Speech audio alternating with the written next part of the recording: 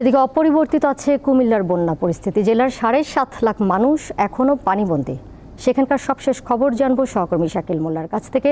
শাকিল, কুমিল্লায় গোমতী নদীর পানি তো কিছুটা কমেছে, সেটি আমরা খবরেই বলছিলাম। সেক্ষেত্রে কোনো কোনো এলাকা থেকে কি পানি নামতে শুরু করেছে কিনা জানাবেন। ত্রাণ তৎপরতা কেমন দেখছেন?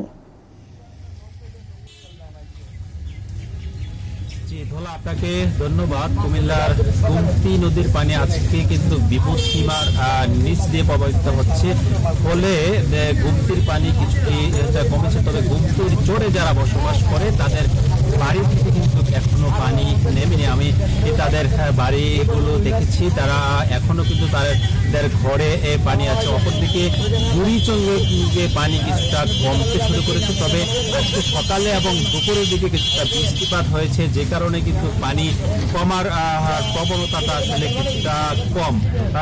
অন্যদিকে ব্রাহ্মণপাড়া উপজেলায় শালদা নদীর পানি বৃদ্ধি পেয়ে ওই এলাকায় কিন্তু পানি কিছুটা বাড়তে দেখা গেছে। অন্যদিকে মনোহরগঞ্জ উপজেলায় কিন্তু ভারত থেকে নেমে আসা যে পানি, সেই পানি কিন্তু কিছুটা বৃদ্ধি পেয়েছে।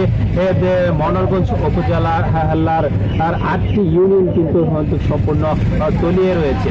তবে পানি কমার সাথে সাথে দেখা যাচ্ছে যে যারা বন্যার ফলে বাড়িঘর করে তাদের মূল্যবান আর জিনিসপত্র রয়েছিল, সেগুলো আসলে বাড়ি থেকে বাসতে শুরু করেছে এবং অনেক কিছু তো কিন্তু পছন্দ হয়ে গেছে, যে কারণে অনেকের বাড়িতে দুর্গন্ধে কিন্তু প্রবেশ করা যাচ্ছে না। তবে কুমিল্লা থেকে আমাদের সাথে যুক্ত ছিলেন সহকর্মী শাকিল মোল্লা।